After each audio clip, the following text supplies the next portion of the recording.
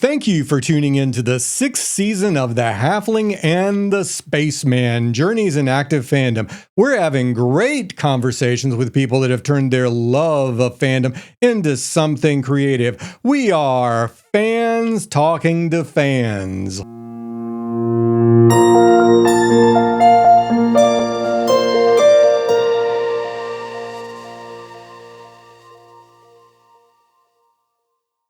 Today we are talking with cosplayer SmashB. She's an award-winning cosplayer, panelist extraordinaire, and internationally published. Welcome, SmashB. Hi, how are you all? We're doing great. How are you? Good. Still recovering from my last convention, but I'm taking the month off from conventions, so it'll be a nice little reset. Yeah. Our convention schedule hasn't started yet, so but it's about to ramp up. It is. Very soon. What's first on the list? Retcon in Cary, North Carolina. Yeah. And then we don't think we have a March convention yet, but we might, throw our luggage in the back of the truck and head up to someplace. And of course, RavenCon's coming up. Mm-hmm. There's a convention. It's at a library in Culpeper, Virginia, but it's Friday night. They do a fashion, like a cosplay and fashion show kind of styled contest. And then on Saturday, they have all their panels and workshops and activities, and it's very fun. But if you need one in March, I suggest that one. It's smaller, but it's a lot of fun, and it everything benefits the library. It's a free convention. It's awesome for the community. But if you need a March convention, I always suggest the local ones first before doing any huge ones. Absolutely. Well, we did a library con a couple of years ago in Richmond called RippleCon. Mm-hmm. And that was actually a lot of fun. It was a lot of fun. Sounds kind of similar to what you're describing. Yeah, that was their first year. This will be the third year. And the really cool thing about this year is we actually have one of the artists, he's a comic book artist, but he created all the publicity for this convention, and he's actually coming in to be a cosplay judge. So it's a little bit different, and you're getting a little bit of a different mix artistically. Fun. Sounds great. We might check it out. What do you think? The truck can make it to Virginia. Oh, yeah. Has many times. Yes. Well, let's go ahead and get started. And we're really glad to have you with us today. Let's go ahead and get started and tell us just a little bit about your background, including any education you might want to throw in there. Just general stuff about. Yeah. Who is Smash? Who is Smash? Who is Smash? Smash is a nickname that my aunt and cousins gave me when I was younger. Had a lot to do with being smashing. I was a theater kid growing up. Also orchestra, but theater kid, more of like behind the scenes background. I never really had leads. I was always like supporting roles. Could not remember lines to save my life. But I got really into, my cousin was she still is a costume designer. And she kind of got me at the time when I was in high school. She was working for Victoria's Secret and creating all the clothes that the models wore on the runway show. And she was also working on, when I was a little bit younger, the John Adams miniseries and doing all the hats, kind of like the one I'm wearing today, just more, definitely more put together, not made out of foam, with a much bigger budget than I have.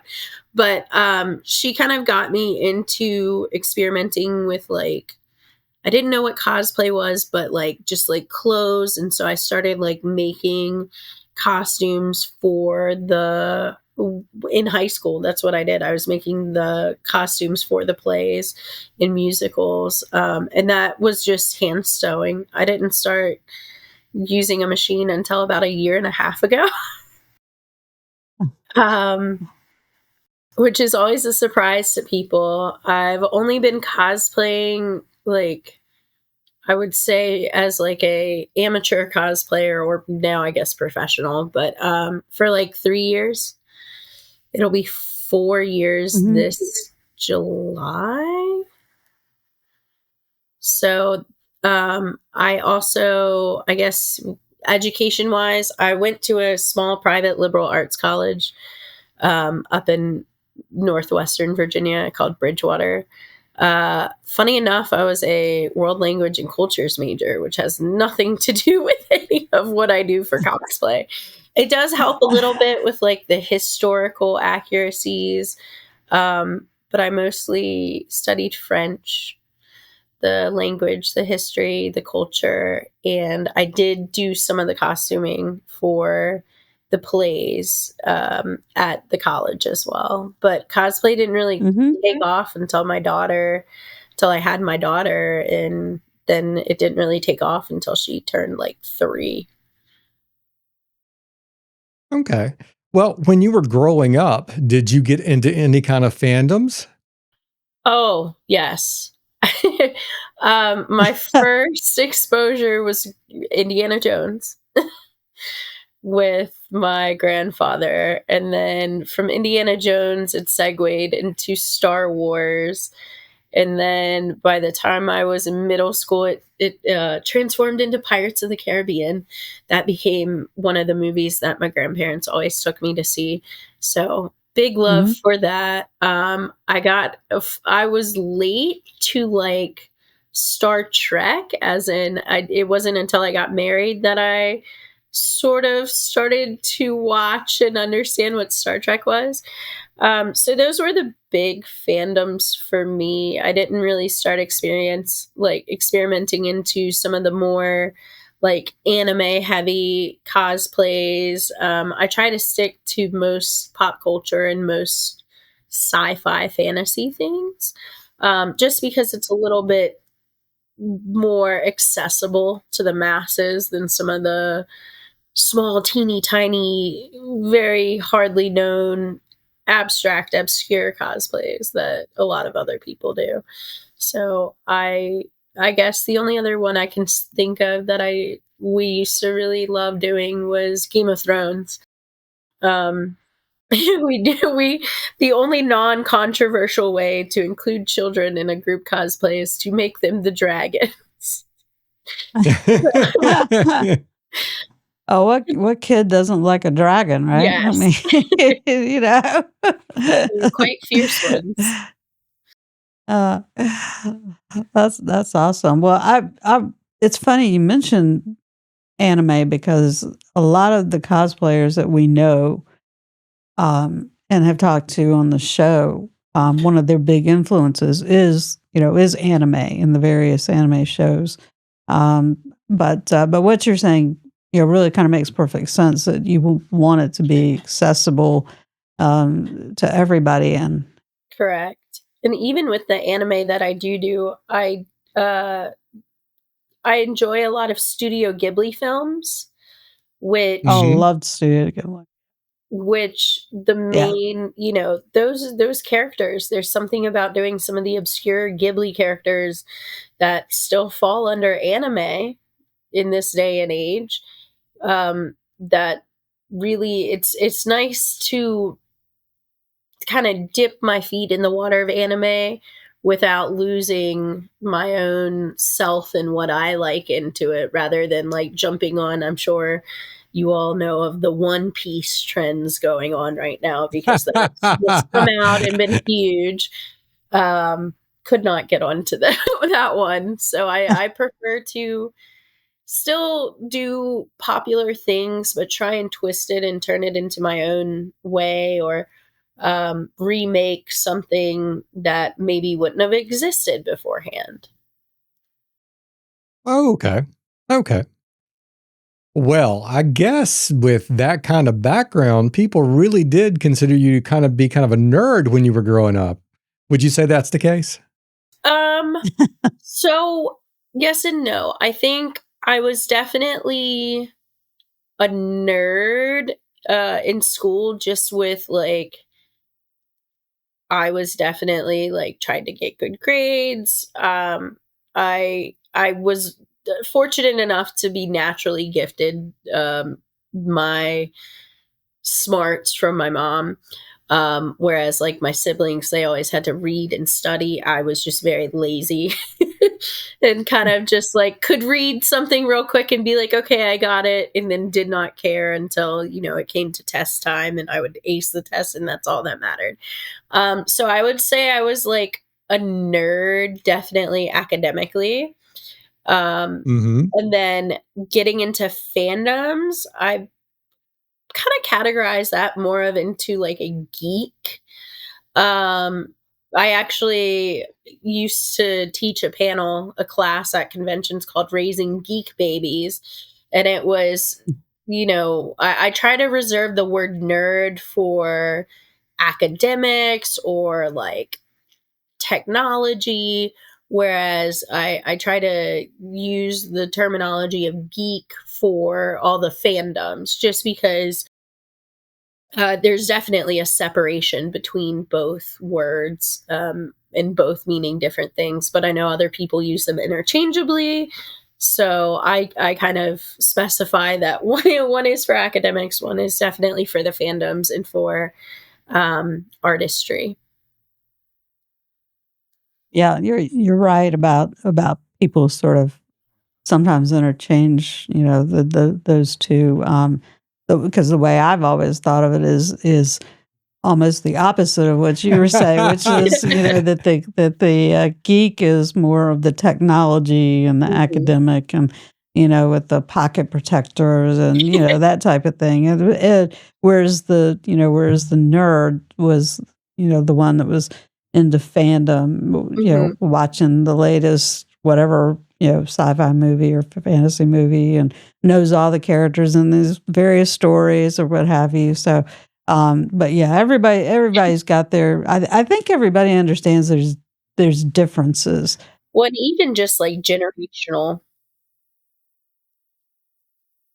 like they call it something completely well, and for like my kid who's in school, they just dressed up for the 100th episode of or 100th day of school, but they had to dress up as if they were 100 years old. And Oh, um, oh. yes. And my daughter wanted to be a dinosaur, and I had to explain that's not quite 100 years old. That's quite older. Um, but just like what they don't like, she doesn't even recognize the word geek or nerd. It's just what you love now. I think they're Mm-hmm. trying to push away from terminologies and just this is what I like, this is what I'm into, this is my hobby, this is my passion. So I think we're actually could end up seeing away with the whole geek versus nerd versus fandom and it just being a bunch of us all coming together as a community to celebrate what we love. I think fandom will definitely always be a terminology that'll be around forever, but things are changing. I can't Every even day keep things up. change. Well, and I would say that they're changing for the better, for the most part. I see, there's a whole lot more acceptance, Mhm. and Yeah, let's hear it for nerd normalization. Yes. that's right, nerd normalization, Yes, hurrah! normalize the nerddom. Nerds are normal. Nerds Ner- are normal. well, I wouldn't go that halfling. I wouldn't go that far. Uh, well, okay. We've started talking about Mhm. cosplaying, and you being a cosplayer. But for people out there that don't really know what that is, For all three of those people, yeah. Well, I mean, if you're watching or listening, you probably know. But in general, give us sort of an idea of what that is. What Okay. is cosplay? So I guess in the most generic of terms, it is someone taking a artistic approach to a fandom that they enjoy by dressing up and portraying as well as acting as a character, um, or a original character that they've created. It's it's a very complicated question. Um, Mostly because the whole aspect cos and play, it's costume and play acting. That is where that word comes in. I know a lot of cosplayers that don't do the acting part of it. I know, for instance, I am not technically in character right now. I don't have a British accent and I'm not sailing the seven seas. um, so you will get those who just like to dress up, who just want to dress up and um, look as close to the character as they can. Then you have people like me who will I I do a little bit of everything. It kind of depends. If I'm cosplaying with the children, that includes we are acting or singing. And I have very little say on that. Oh, we have a very demanding 6-year-old who everything must be on perfect, like on point, perfect, identical to the character. Whereas I very much enjoy doing my own spin on the characters, and just because a lot of the characters that I do, you don't often see. And then the other aspect of it is, well, I'm a mom and I'm a plus size mom, so you also don't often see plus size cosplayers doing some of the cosplays that I do. Um, but yeah, Let's hear it for all the plus size cosplayers out there. Spaceman approves. Halfling, do you approve? Do we have? Absolutely. And mom cosplayers. yes, and And if there are any dad cosplayers out there. yes. Well, actually, I'm going to interrupt you for just a second, and I apologize, but that reminds me of someone that we had on a show. This has been months ago, but he in the distant past. In the distant past. In the distant past. He got kind of fed up with the way that certain cosplayers were treated at conventions. And so he decided to start his own, I guess it's a company now, organization company called Cosplay Your Way. In color. In Cosplay Your Way in color. And this is a celebration of anybody, regardless of who you are, what you are, how you look, etc. You deserve the right to dress. You deserve the right to dress up however you feel like you want to, express yourself and have a good time and not be looked down on because you're not the perfect. You don't have the bulging biceps of Superman, and the 8-pack abs. Yeah, not everybody can look like the spaceman. I know. It's a shame, It though. is a shame. I set this unrealistic standard for male beauty. No, never mind him. But anyway, his story is really fascinating, and it puts me in mind of what you were saying is that cosplayers deserve to have that that freedom of expression and not to be looked down upon, because they don't look a certain way. So I applaud you and kudos and just keep it going. Well, thank you. But it is also important, like you said, I'm actually very glad that he has a group that he's working on, and because having those tools as a cosplayer definitely makes all the difference in the world.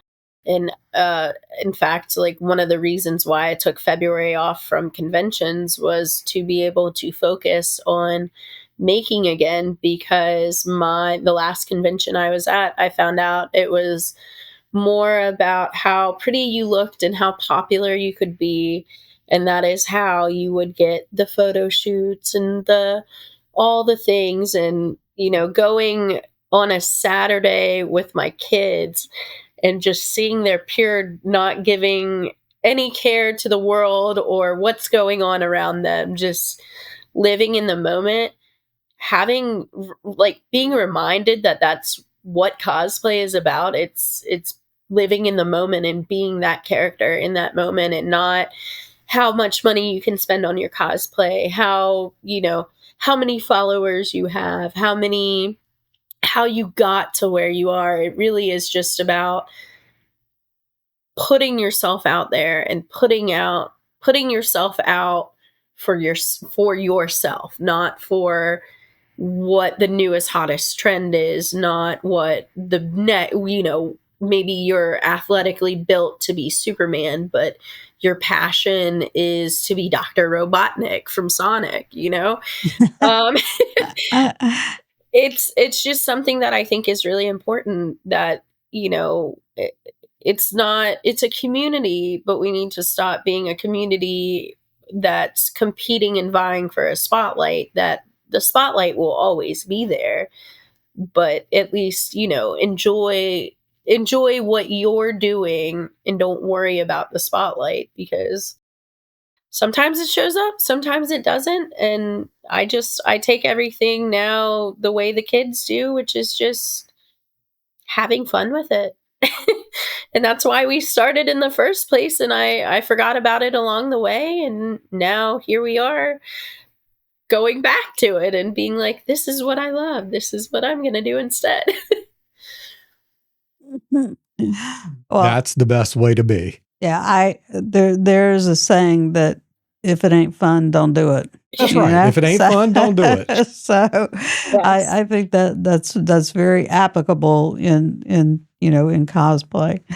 Um, so well, so when did you first discover your love of dressing up, and at what point did you discover that cosplay was a thing and you Yeah. wanted to get into it? Sure. So Halloween for me as a kid, that was definitely like the ultimate dressing up. My mom always had us when we were younger in like matching costumes. So like Dorothy, and like my sister was the lion.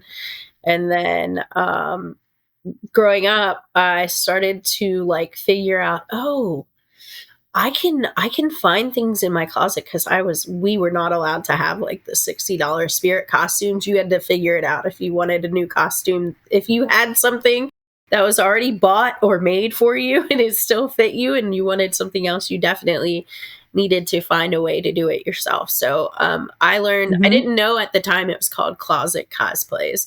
But I learned to take what I already had and turn it into something else. So my first big dressing up moment was, I think I was between 8 and 10 years old, and I dressed up as Captain Jack Sparrow from actually I might have been a little bit older. So I would have been like 12 or 13 now that I think about when the first movie Mhm. came out.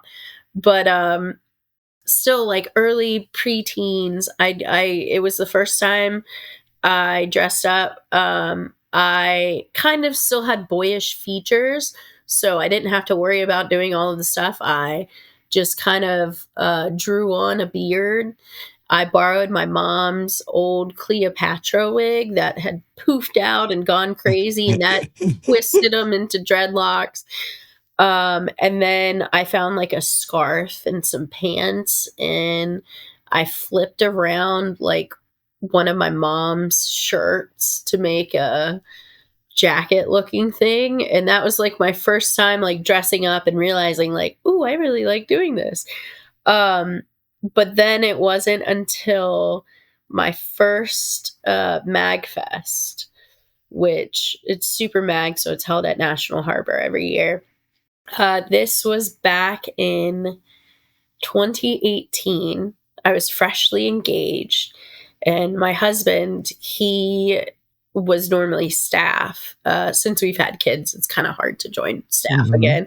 But we went, it was our first time going to a convention together. It was my first time going to a big event, and I wasn't quite sure what to expect. And we dressed up as these very obscure characters from a Cartoon Network kids show called OKKO, in which the kid, his boss and his mom are ex superheroes, and it's very heavy on like fighting game. It reminds me of like Street Fighter mixed with like cartoon age mixed with some anime. And this was back in like 2018, so like nobody was really into any kid shows. But I just remember being in the hotel room, and I didn't understand how to use a wig. I didn't understand like people wouldn't just dye their hair. I would do my hair. So I remember I didn't know how to tease hair, and I put a styrofoam cup and all of my hair up in a bunch of hairspray and tied it off with a little twist tie and sprayed it down, and that's how I became this character Carol, and who has this very swoopy, and now looking back on it, I'm like, that's something I could have bought online pre-styled ready to go, but I didn't know. And I used like leggings and tape, and I do still use a lot of those methods today, depending on how sustainable I feel like being for that day.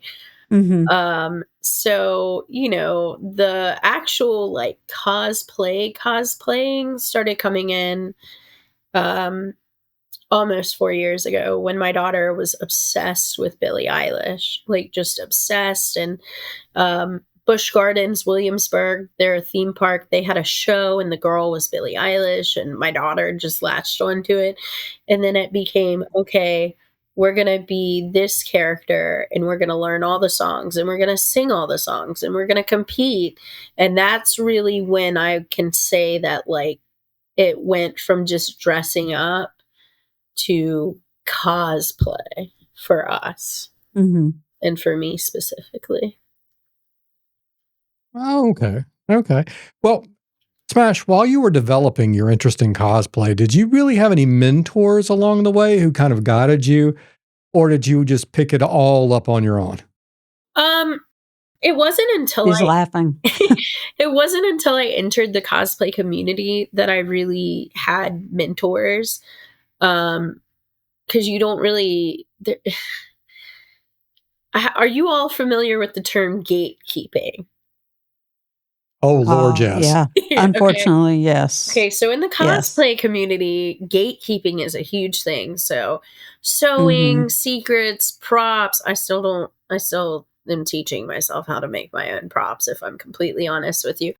But it wasn't until until we won a contest and people recognized some of the stuff we could do and what I was making for the kids, that was sort of my way into meeting people, was connecting with some of the judges. So I went in completely blind. Like, I went in knowing nothing. Um I did not, as I mentioned, I have only started sewing on a sewing machine for like a year and a half. My husband taught me how to sew on a sewing machine. I had only ever known how to hand stitch. Um, he was the one that taught me how to use a sewing machine. And then a very good friend who just retired, they had their serger machine, and they taught me how to use their serger machine because they had downtime. So I learned how to use a serger. And when you don't know a lot of people, you have to rely on like a lot of local resources and friends. And fortunately for me, I live close enough to a library maker space. It's called the Idea Space. It's in Fredericksburg, and that's what I end up telling a lot of people. You know, you don't need to shell out um, hundreds of dollars on equipment, because a lot of times, if you're close enough, library maker spaces, they allow you to come in and, um, I don't live in the county anymore, so I pay a small fee to use all the facilities for the year, but like I have access to an embroidery machine, a serger, vinyl cutter, sticker maker, like, yeah. Wow. And all you have to do Wow, is that's get trained impressive. on it. It is. And all you need is a library card and to be trained on it. And so like having just local access to things really helped me a lot. Definitely learning photographers. Bryant Cox Photography, he and I now run a meetup group together for cosplayers and photographers to meet and take photos, and everyone gets it's just a good way to network. But he was the one that I met him at one of our first competitions that really like kind of helps me to like learn of all the groups and learn all the conventions, and going to certain conventions you meet certain people. So I can say like there's still mentors to me today, but like Frankly Built, he does a lot of 3D print stuff. He's an incredible maker. He makes insane props.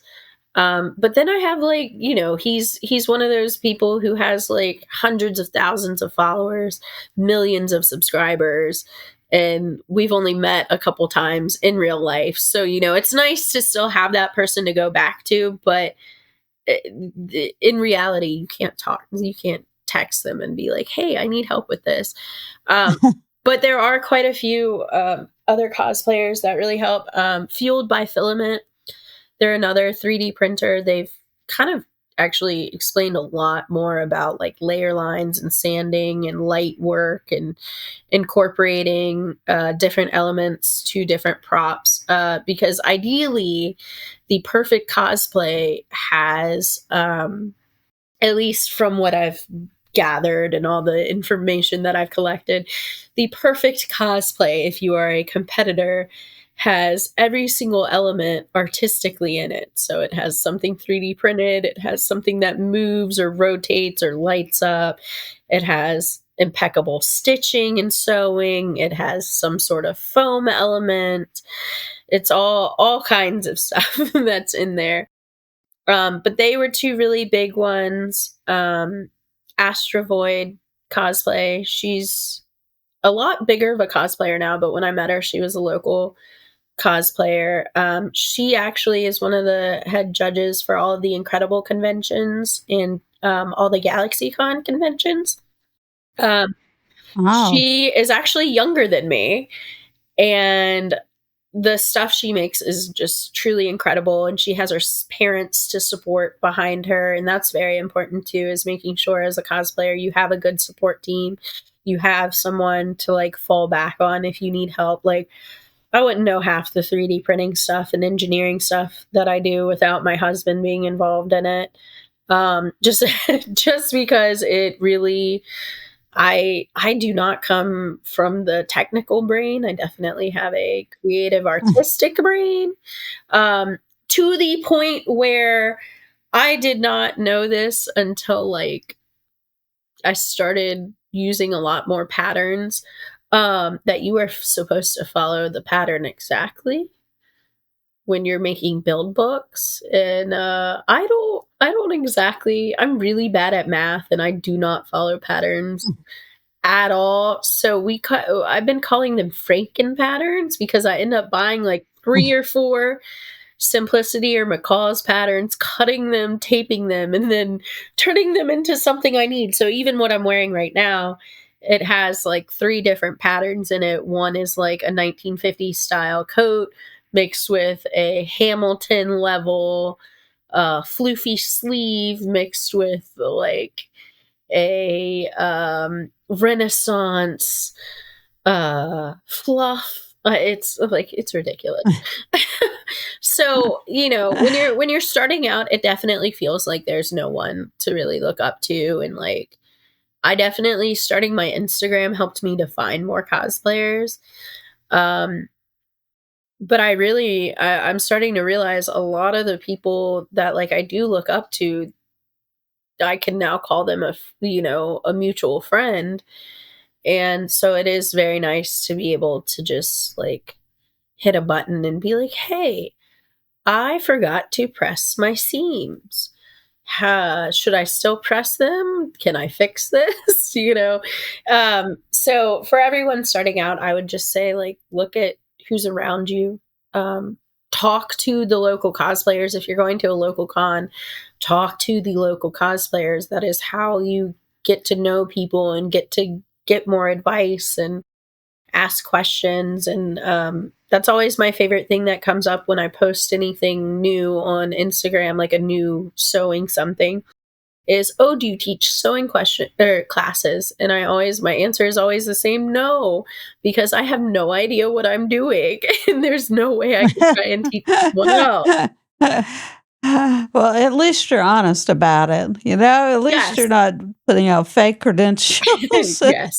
No. And there have been a couple times where the cosplay has definitely not worked out. And so one of them I am completely scrapping and turning it into an entirely new cosplay, which is actually behind me right now. But Well, I think that's a good thing for people to see, though, that are also cosplayers or potential cosplayers, is hey, you're gonna mess up. Yes. This is what happens. You mess up, but then you just you just move on. Just say, okay, that was a mistake. Learn from it. Whatever lesson you can, and then just keep moving on. Halfling, if I had $1 for every time I messed up, you and I would be living in a mansion in Beverly Hills. Yeah. Well, I want to ask you, because you've talked about having your kids and that incorporating them or them incorporating you into cosplay. Everybody incorporates everybody. So, do you think that was sort of one of the things that really got you into doing the whole cosplay thing? After all, was that, like, without a doubt. I went on it was a 24-hour stream for mental health, and someone asked me why I started cosplaying. And in reality, not a lot of people talk about this, but postpartum depression, baby blues that don't go away. I had an emergency C-section with my first daughter, and I developed pneumonia as a complication from that. And so I could not feed her. I could not take care of her for like the first 3 months of her life. I was so sick and ill. I couldn't take care of myself, let alone a newborn. And it really put a strain on, being a new mom. You want to bond with your child, but if you're too ill to, you can't.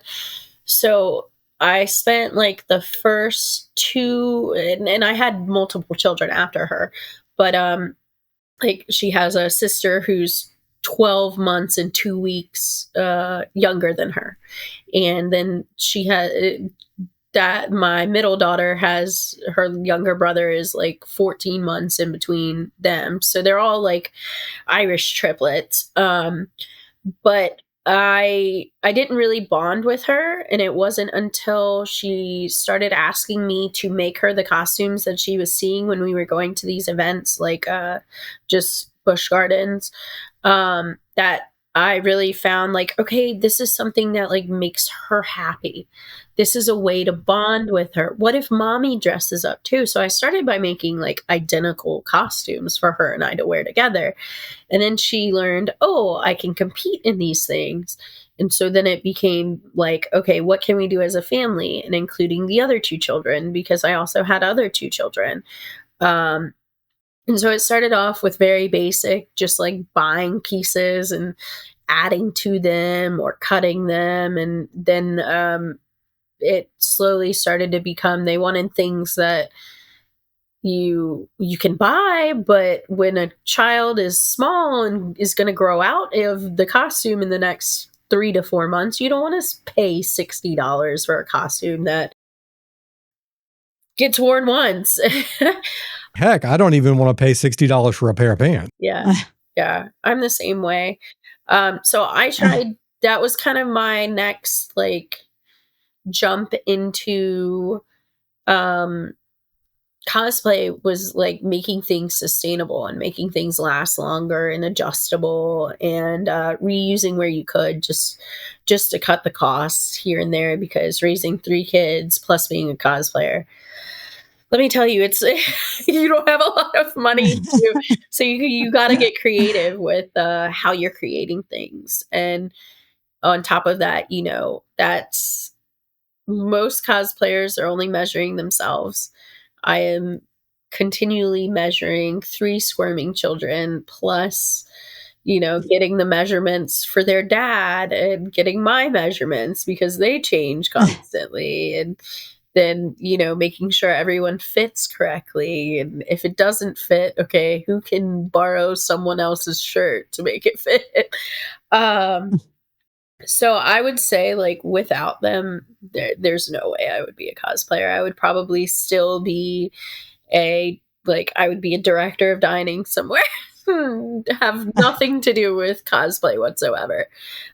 So I really do owe the fact that I saw it as an opportunity to bond with my child and to come out of like what felt like a fog. It felt like a fog that was just looming over, that you couldn't get out of and you couldn't do anything right. And as a mom, saying that and admitting that is not a lot of people are able to talk about that aspect of things. But it was really important that if this was something that she cared about and she liked, and then getting her siblings and the rest of the family involved, it was something that I needed to make sure we did as a priority. It's gotten a little more complicated now that she's in school. We definitely have to pick and choose what we do to make sure that it doesn't interrupt with her education. But it is really fun to see her when they have their costume days be the most well-dressed costume child at that school. So I'm like, hey, it's small victories.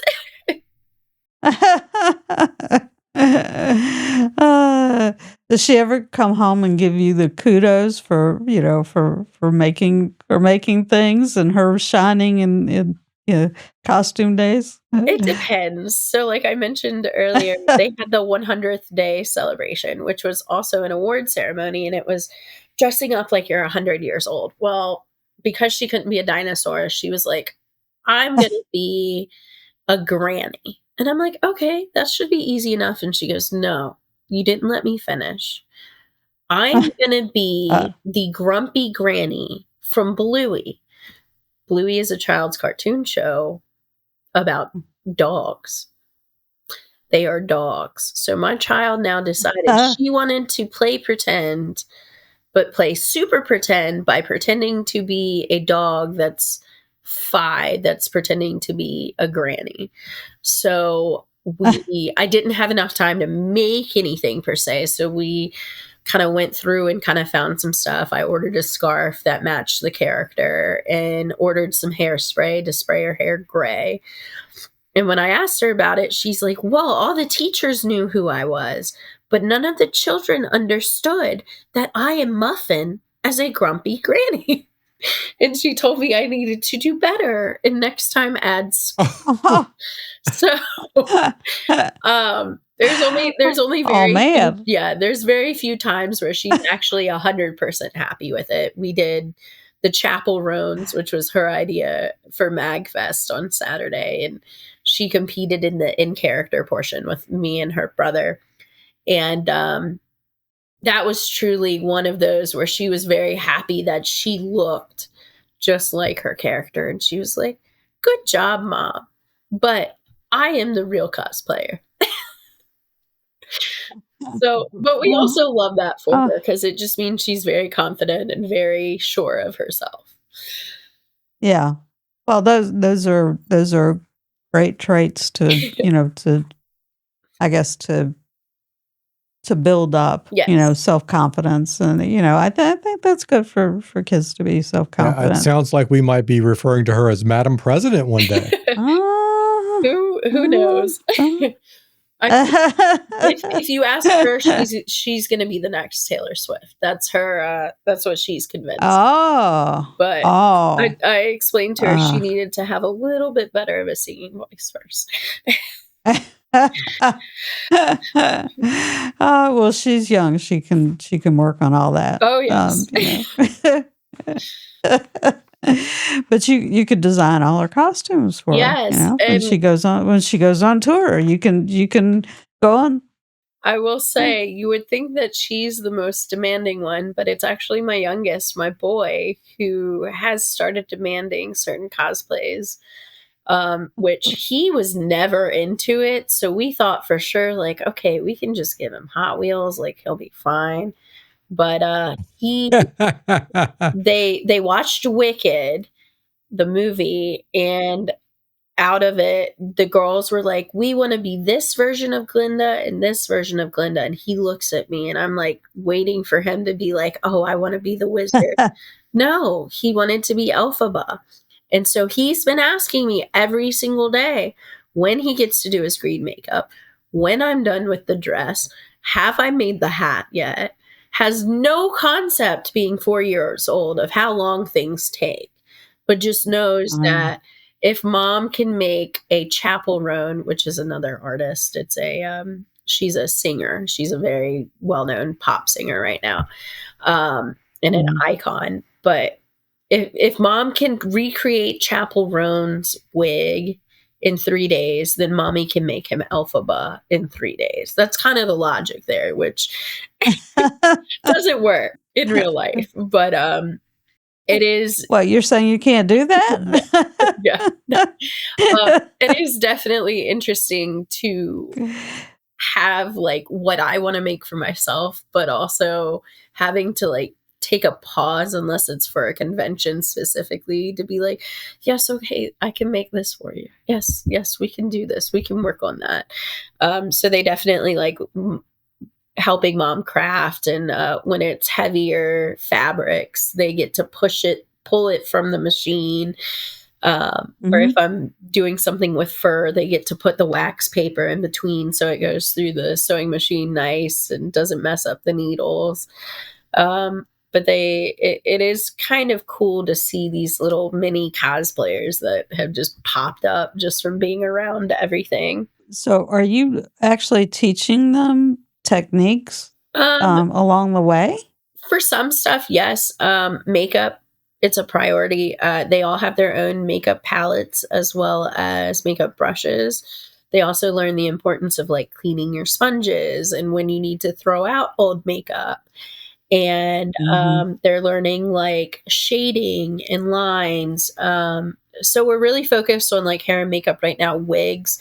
They're learning, I just taught them like, hey, you don't actually have to torture yourself with a wig cap and bobby pins. You can just use this fun little thing that mommy uses, and you don't need hairpins. You don't have to worry about a headache. To get poofiness in one of his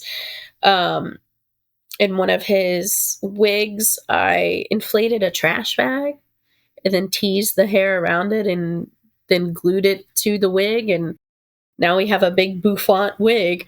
But like teaching them stuff like that, teaching them the differences between hot glue and E6000 and ventilation. The oldest is currently learning how to do certain 3D print stuff with her dad. And the middle one is primarily learning like hand stitching, just because that's relatively easy and I can give her a blunt needle and not have to worry so much. We did have to take a pause on beadwork because the youngest stuck a pony bead up his nose. Oh. So it's all, you can teach them, but you also have to be careful with what they're being exposed to craft wise. Yeah. Because I do have to remember, like, yes, you are still 4. You should not beads. And no matter how big the bead was. Right. Yeah. Well, Smash, we met at RavenCon last year. Yes. And, RavenCon is one of our favorite conventions. But how important do you feel as a cosplayer that conventions are to the cosplay community? Um, so for me, cosplay is not the most important thing. It's the community that comes out of the convention. So I think conventions in general are important to stick around for the fandoms, because not everyone going to a convention is going to be a cosplayer. You have to acknowledge all the comic book seekers who are looking for the last of the comics on their lists, the musicians that are coming to the music and gaming festivals, some of the new indie games that are coming out.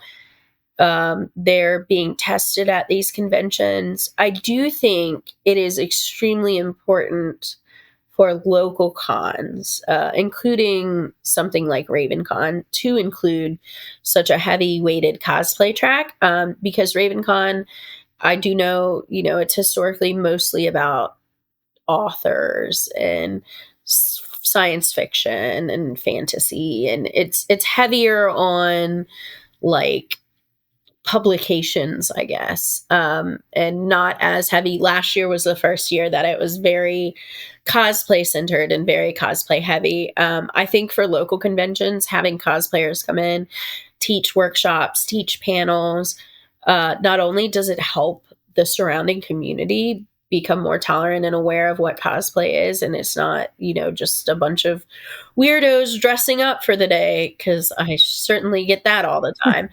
Um, it is definitely, important for those conventions, no matter how long you've been around. If you are a smaller convention, and I mean under 500 attendees, having that cosplay aspect just elevates everything. You are able to spread more people to more people. And then the next year, because a lot of us cosplayers, we're doing this for fun. None of us expect to, if you are expecting to make a bunch of money doing cosplay, you are seriously delusional. But like, just being completely honest, it does not matter how good you are. It does not matter how much background you are. There's so many other cosplayers doing the same thing as you. You will not make money. It's like, basically, if someone comes up and was like, for me, it's like they're like, oh, I'm an influencer. I have 5,000 followers who follow my fitness regimen. I mean, that's great. That's wonderful for you. But like, are you making money from it? Or like, did you quit your day job? No, you didn't quit your day job. Okay. So, like, at least for me personally, the smaller conventions that I'm attending because I want them to succeed. I want them to be as big as MagFest. I want them to be like New York Comic Con. I want them to grow and be huge and have all the sponsorships and the money to give back to the convention itself, to then, again, it's all about community. And I think a lot of people nowadays are quick to jump on the cancel culture with cosplayers, and quick to jump on the cosplayers are only ruining people's lives, when really you do have quite a handful of us who really don't care about the popularity of it. Just they're going to do what they love and want to bring, I'm not paid to be a guest at a lot of the conventions I go to. I'm volunteering my time. I'm volunteering, like, I get a free badge to come in. That is a cost that I now don't have to worry about, just to come in and talk to the community about sewing, or about makeup, or about how you can afford to make costumes for children when they're going to outgrow them, just like random stuff. It's just, I've seen a lot of conventions where cosplay is put second, and you lose out on a lot of people who just want to take pictures of the cosplayers, who maybe, don't have the, like, for instance, I think about myself, my husband, and a lot of my neurodivergent friends.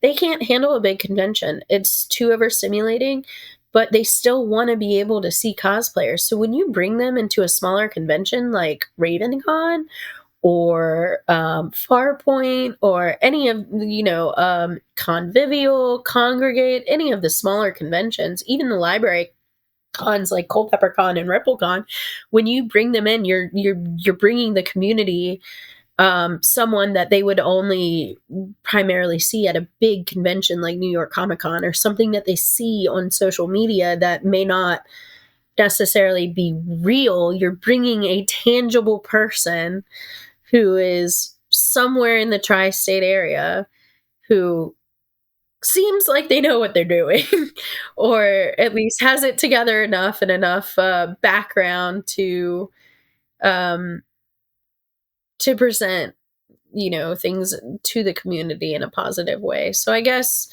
for the bigger conventions, cosplay is less important.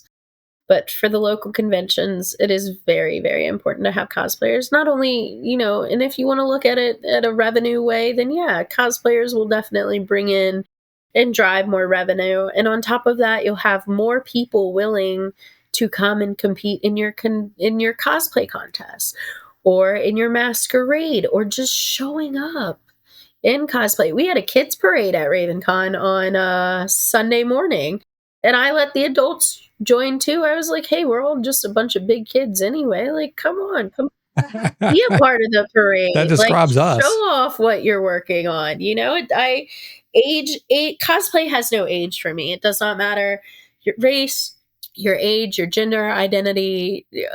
If you are doing what you love, and you are putting positivity back out into the world, and you are helping to spread your joy of dressing up and creating as a cosplayer to the local community, I think that's all that's really important, is that you're making sure what you are doing reflects the positive influence towards the community, I guess. So it is important, but not as much as you probably thought.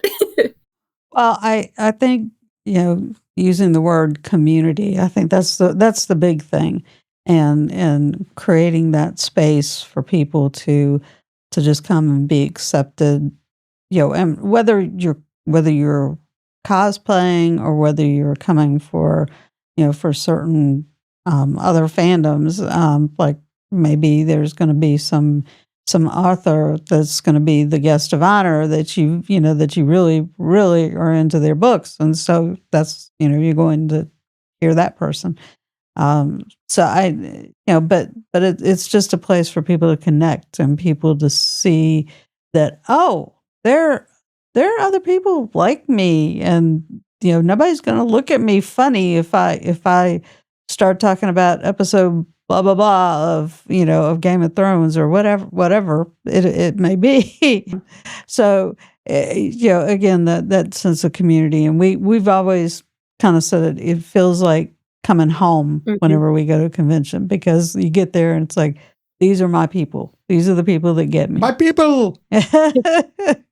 So, well, two questions for you. Sort of rapid back to back here. Sure. What's been the most fun costume for you to do, and what's been the hardest? Oh boy. So the hardest is one I'm working on right now. I'm gonna use this as an example. But I am currently working on this. Obviously, it's just a bust right now. I found out that there is very little. I don't know what you would call it other than like film memorabilia from Billy Burke's Glinda dress in the original Wizard of Oz. And so I have set out to challenge myself, mostly because, again, it is expensive doing cosplay. I have set out to create Billy Burke's Glinda dress as close to the original as possible, with modifications to allow for movement, and because it's not going to be in a film, this has been the most technically challenged, because I told myself I would not buy any new fabric I would not buy any new resources. If I bought it, it had to come from a thrift store. It had to come from Goodwill or a local thrift store.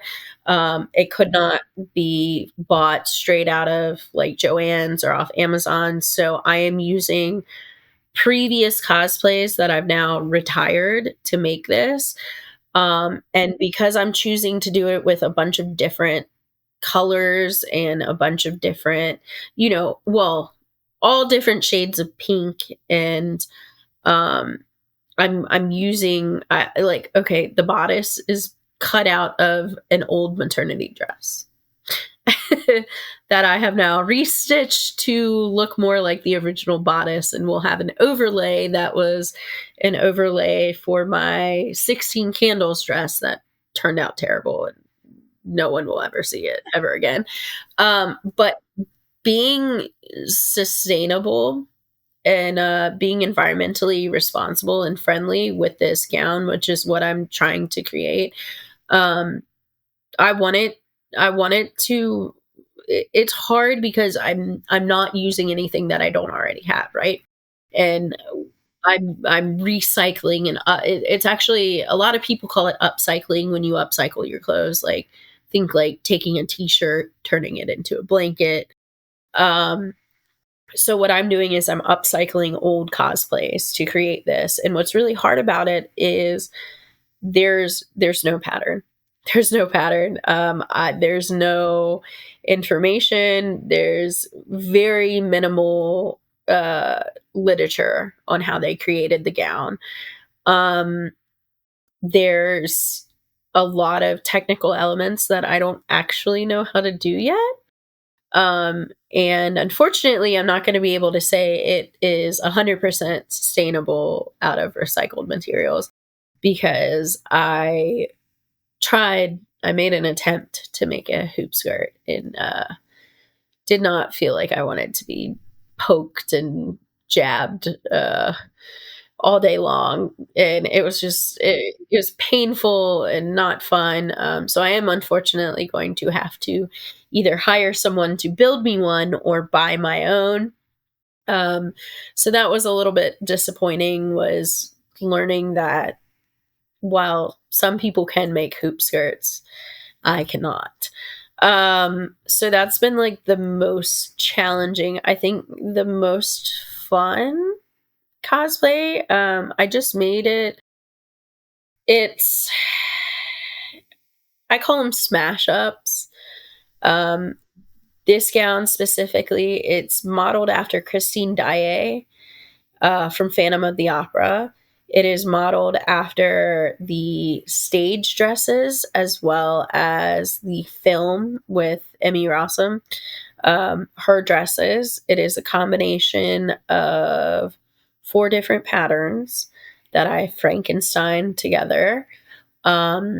It has Frankendress. Yeah, it really is a Frankendress. Like, when you see some of the patterns and like how I write out how I made it, I'm like, well, I took this pattern and I cut this piece off.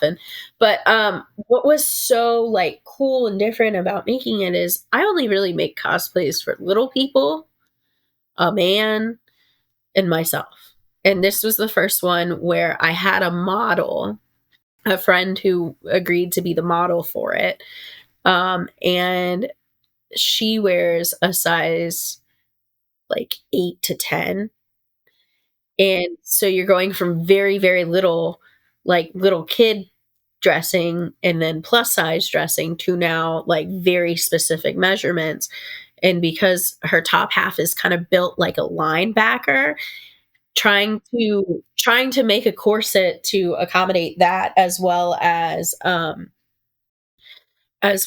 still a flattering figure and making it very dainty and princessy, um, was just a really cool concept to do, because I wasn't actually making a cosplay for myself.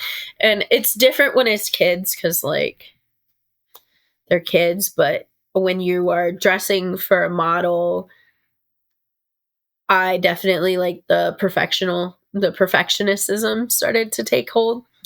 Um, and I had a lot of fun making it because it does have all of those techniques that I talked about. It's got 3D printing. It will have lights on it by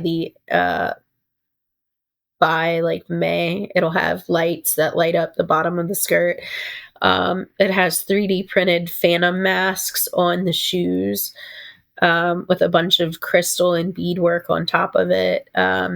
It's got like floral arrangements. I guess I should go back by saying this dress, because it's all of them combined, it was meant to be a bridal gown. Because Ooh. I set off last year on this wild, whimsical idea to create um, cosplay dresses that could also function as bridal gowns for those brides that don't want a traditional wedding dress. So I've created 3 thus far. Only 2 have been publicly released. One will be publicly released at RavenCon this year, so I'm very excited for Oh, that. cool. Yay. Yes. Yay. So that'll be Oh, fun. It has a 8-foot train. So we'll see wow. how that goes. Whoa. Oh, my goodness. And a lot of that material too, I ended up going to a Goodwill and getting a lot of lace curtains to make the veil in the train. But Christine Daae, the Phantom of the Opera, it is meant to be a wedding gown. The really cool part is, she's kind of always, at least in the movie and on the stage, there's always fog, and she's always in a cemetery. Mm-hmm. So I wanted to find a way to recreate fog without using actual fog. And by doing that, what you do is a rough edge of tulle, and you use different types of tulle and different colors of tulle, all various shades. And it gives the illusion at the bottom of the dress that the dress is made out of fog at the bottom. So it's just this like really cool way to like trick, a trick of the light, but really it's all fabric. So that was really cool. That's been my favorite thus far.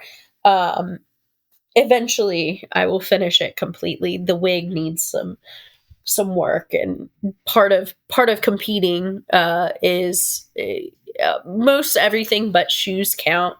If you are able to make your own shoes, you are awarded extra points. But being able to start making my own wigs and my own lace fronts, that's been a big part of why that gown has not competed yet. But it's definitely fun. Still not the most challenging, but definitely the most fun to make. That's cool. That's exciting. I'm looking forward to RavenCon and seeing that. Well, unfortunately, RavenCon is not going to be the Christine Daae dress. It's going to be a different. It's a Bridgerton bridal gown.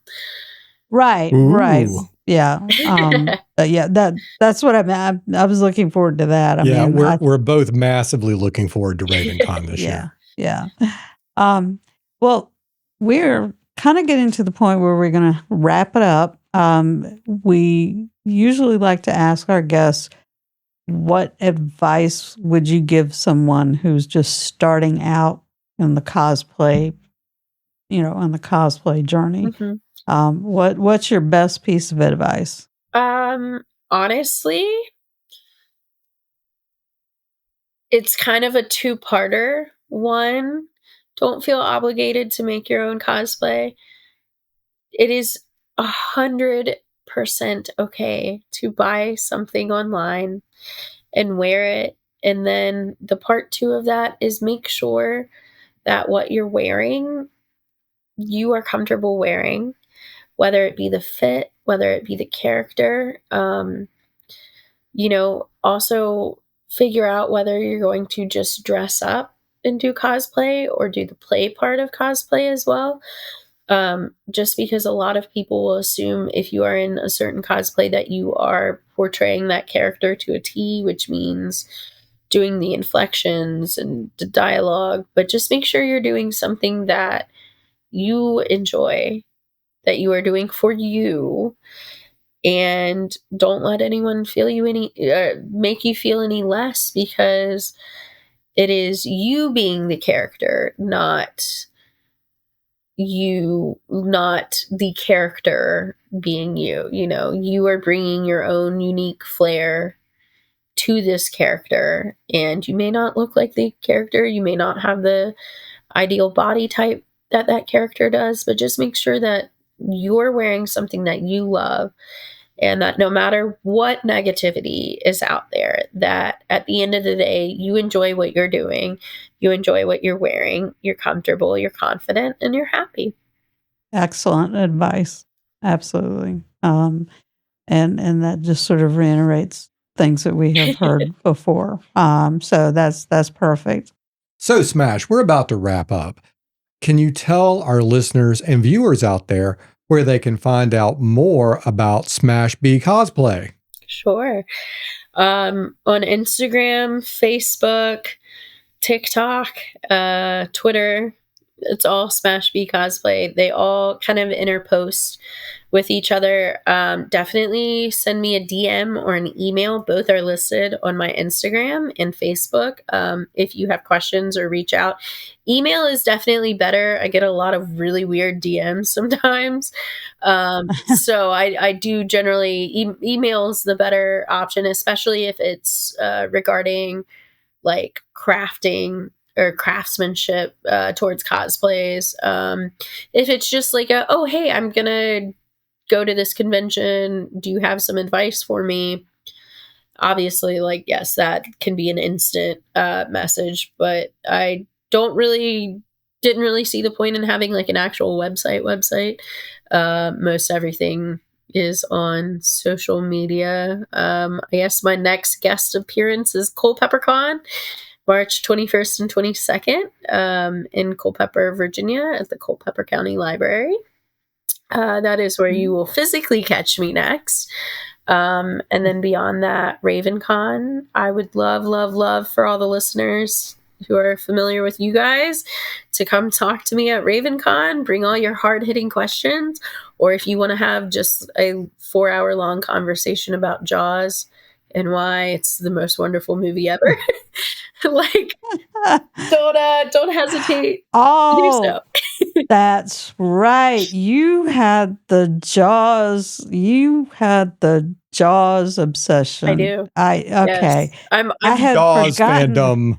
I had forgotten about that till you said that. yes. Wow. Okay. Hopefully I'll get to actually talk about the 50th anniversary and all 4 Jaws movies at RavenCon this year. So Ooh.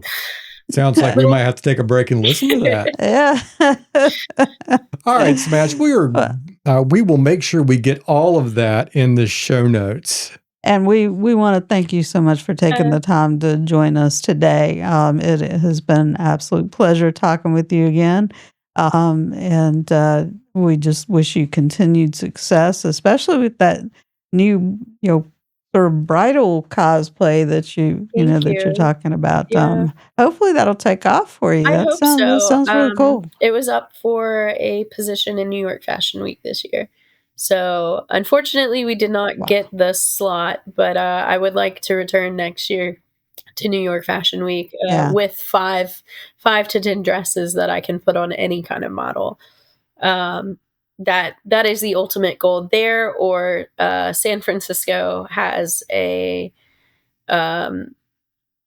big fashion show called Her Universe, and it's actually run by Ashley Eckert, who is the voice of Ahsoka in the Star Wars the Star Wars cartoons, Star Wars Clone Wars, stuff like that. She actually created Her Universe, and the ultimate goal would be getting all of the gowns in a Her Universe to then be able to be publicly recognized. New York Fashion Week's okay, but